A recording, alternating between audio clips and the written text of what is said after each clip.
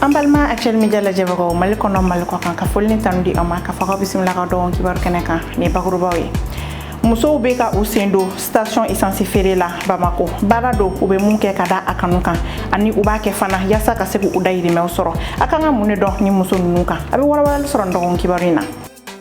Silamea be mune fo sungalo kan ma Johnny kan ngasun wajibila Sheikh Umar Haidarani ale lafiya bugu juma misiri almamiye ale be nyefoli ka awye abi wala soro ndon kibarina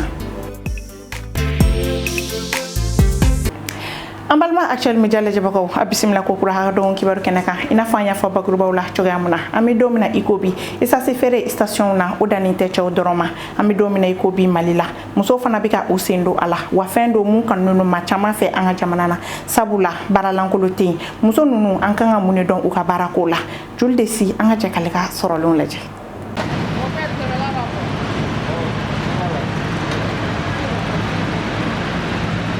Pompisia ni ale ka essence félicitation na ale baraye min donne no kabiri watija che bara de fe kadaka abe farikolo bla barakolo galena abara benindo yasa ka essence fe sanikelauma nga ame domina igobi akelendo baraye muso chama be ka bara minke wani muso nunu chesirilendo ni baraina yasa ugasega joyorofa ni Pompisi muso nunu nga fola danfarate muso bara ni che barache abele kuna che bara ni muso barate na fama donc ni le do formina doro le bolo c'est l'essentiel au retin che bara ni muso bara u pe ko era o vraiment on critique ni te foi kenena parce que bara ya kadne sanne kan saguna tawara fena sorora Bamako yano ni muso nunu ka bara kanunendu kosobe mo fe Mogo de bi encourager bara la yede donc c'est que je tombe à comment plan donc be wan sentia vraiment c'est un so de bi encourager ande me bara lo bi encourager wa fa vraiment Mariam Jija ni Jija be nobo ni be bi encourager bara la ngani bara en konana ube se ka geleya min soro ode ye kuma dowla mado gu jate ku ke chewdi wani mogo nana kan ye servir la wa fa ne ra mbolo go chere do jam sore do ja ni ra be yele meteme parce que olu be bala quoi Mariam ni ale ye furumuso ye wade filabe abulo ale be aga degun fo ka kenye ni aga bara ni aga chelasigi ya mu fo la ni gele don soro la parce que chelasigi manogo furuleno bien fla fene be ngolo fene bon ya be to bi la ere formation 3h du matin me wuli tanga chimsano ni fonte bon me taga so wa to régler ko fene na 17h me na chitoge la clara solika na bara la tout sanikala minu mena sanike ni Pompisi muso nunu fe ulu ni sondi alendo ka kenya ni uga bara ketugo yai Pompisi muso ma bara ketugo la ne ara ko ni fe ko te ga fo parce que Pompisi muso ma nunu o be bara ke ganye o be mogo akei ganye ka fo ko ko ara de buga ko la no o be uni cho be ga ka be bara ke le la bon atabolo ko na gapsa atabolo kan ko sobere barni sira o be maganduma ni fetama fo wa encourager do mo la wa be bara yere tabolo re ko barni na la station do la bisika ke aka changwa ni na do be no be mo fe ba e te maganduma fo wa o découragement do mo la wa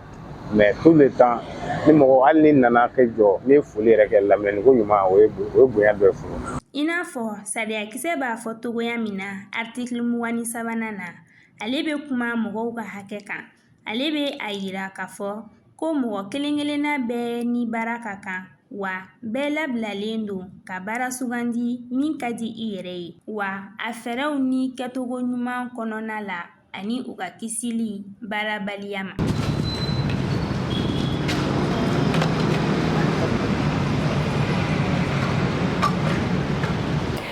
Ni tun ye julde si ale tun bɛ kuma an ye muso minnu bɛ baara kɛ station na sunkalo kɔni ale ye kalo belebeleba ye kalo do maaw kan ka u taabolo falen mun na yasa ka se ka kɛɲɛ ni diinɛ taabolo ye o kun kɔnɔna na bolo ɲɛsinnen no maa minnu ma olu ye musow ani npogotigininw ye olu ka waleya ye jumɛn ye ka kɛɲɛ ni kalo barikama in ye Ayise Kida ale wulila ka jigin dugu kɔnɔ an ka jɛ k'a sɔrɔlenw lajɛ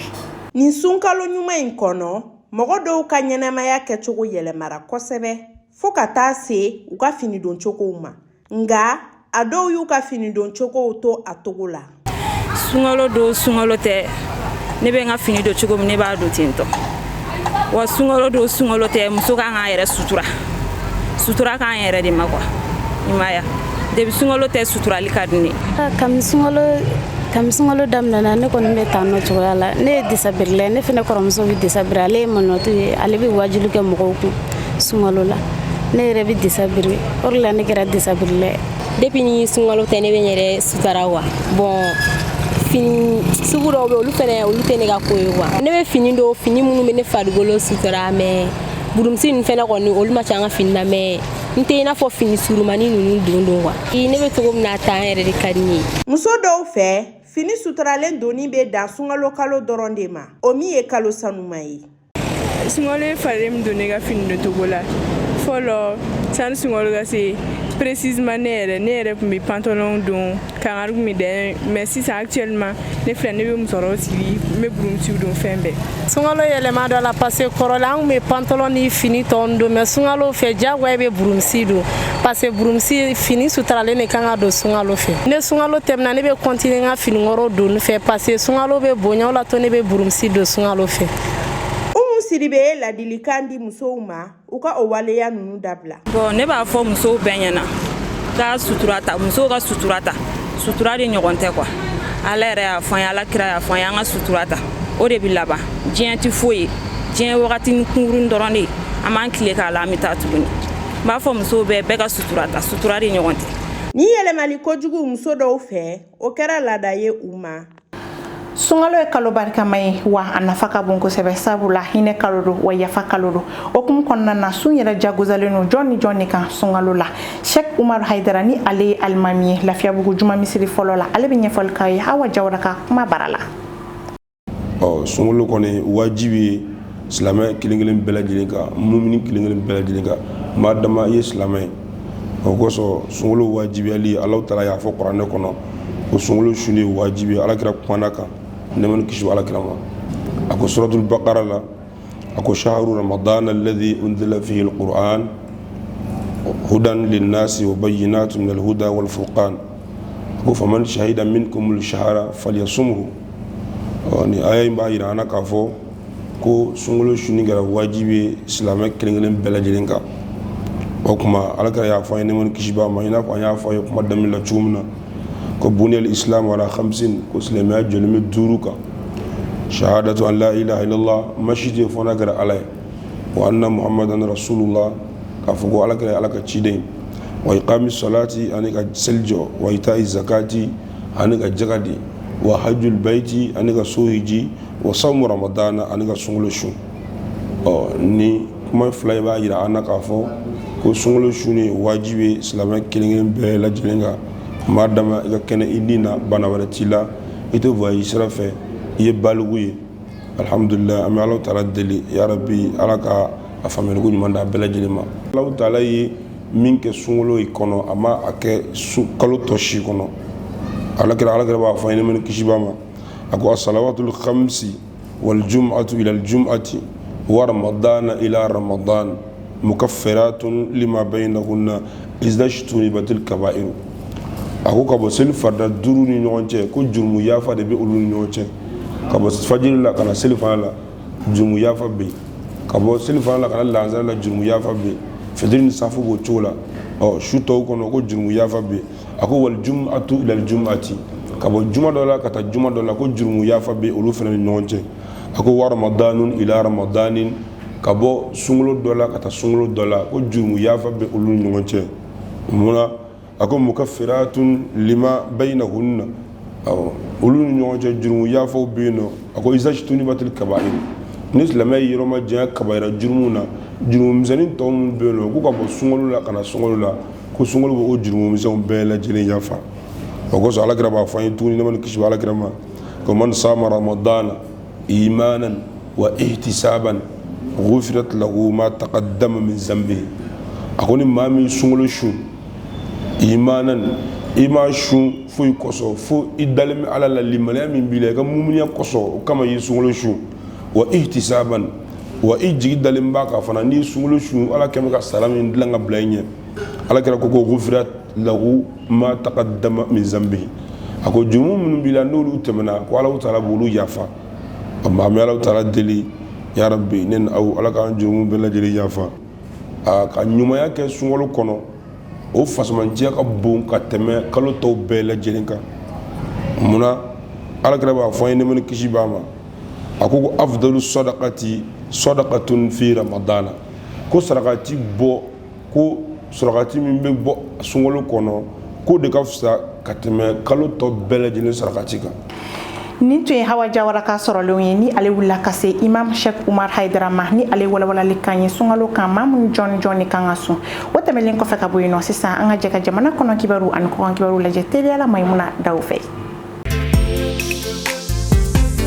Jamana kɔnɔ kunnafoniw ka kɛɲɛ ni jamana ɲɛmaaw ye hakilina mun ta ni o ye AM Cidiko ye. AM ye kunnafoni lase kɛ alamisadon marisi kalo tile 21 san 2024 k'a yira k'a fɔ ko olu ma sɔn ni hakilina in ma ni o ye u ka jɛkulu Cidiko ye. U y'a yira o sɛbɛn kelen kɔnɔ k'u bɛ camancɛ fanga ɲɛmaaw wele u tɔɲɔgɔn minnu minɛnen don u k'u bila joona joona. U y'a yira k'a fɔ fana ko u bɛna baarabila kɛ waati kɛrɛnkɛrɛnnen tɛ baarabila mun na. U tilara ka weleweleda kɛ ka ɲɛsin u tɔɲɔgɔnw ma ni o ye kalandenw ani Mali sanfɛ kalandenw ye u ka to u ka jɛkulu in kɔ ni kɛlɛ in na. An bɛ taa dafɛ jamana na Niger finitigilaka maa 23 bɔnɛna u ni na ka kɛɲɛ ni banmaciw ka bingani wale Niger worodugu yan fan fɛ. Ni laselin kɛra alamisadon Niger minisiriso min ka baara ɲɛsinen don u ka jamana lakanako ma o fɛ. Jamana kɔkɔn kunnafoniw maa 4 bɔnɛna ni na jumadon marisi kalo tile 22 san 2024 Kɔlɔnbikaw fɛ a kɛɲɛ ni pankuru bin dɔ ye u ka jamana ɲɛmaaw ka fɔ la pankuru in binna kulumayɔrɔ de la Yurumal dugu kɛrɛfɛ. U y'a yira k'a fɔ k'u ye maa caman bila ka taa o yɔrɔ kofɔlen na yaasa ka maaw dɛmɛ. Ukraine ni Rusi cɛ mankan tɛ mankan fitinin bilen nka kɛlɛ yɛrɛ de don ka kɛɲɛ ni Kremlin kumalasela ka kuma ye ni ale ye Dimitri Peskov ye jumadon marisi kalo tile 22 san 2024 Rusi jabaraniso la.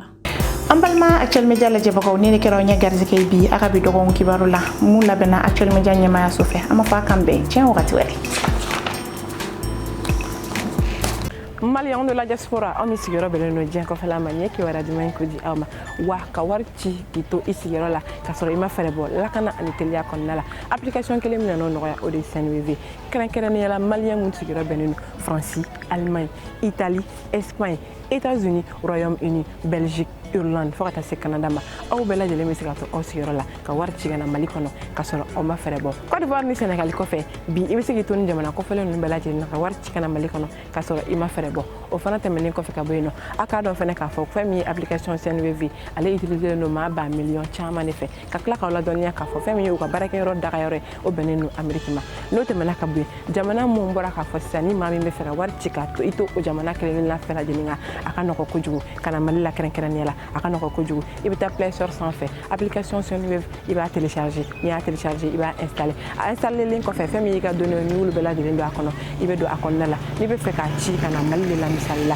i b'a Malita ni Malita i ka code promo i b'o don i n'a fɔ an ka code promo o yɛrɛ se cogo min na ala hɛrɛma fana ye mun ye n'i y'an ka code promo don sisan par exemple i bɛ se ka 10 € de bonus de sɔrɔ i ka compte la wa o t'a bannen ye koyi aw min bɛ fɛ ka wari ci ka na ka bɔ ni jamana kɔfɛlen ninnu na ka na Mali kɔnɔ f'a ka sɔrɔ a bɛ wari ci maa minnu ma olu ka kɛ Orange Money walima Wave sanfɛ walasa a tigi ka se ka wari lasɔrɔ nin bɛɛ lajɛlen tɛmɛnen kɔfɛ ka bɔ yen nɔ min ka di n'a bɛɛ ye o de ye k'a fɔ nin baara ninnu bɛɛ lajɛlen bɛna kɛ lakana de kɔnɔna la wa maa wɛrɛ foyi tɛ se k'i ka téléphone ta ka baara kɛ n'a i kɔfɛ tuguni Senweb an b'a f'i ɲɛna k'i bisimila an fɛ yan Mali la.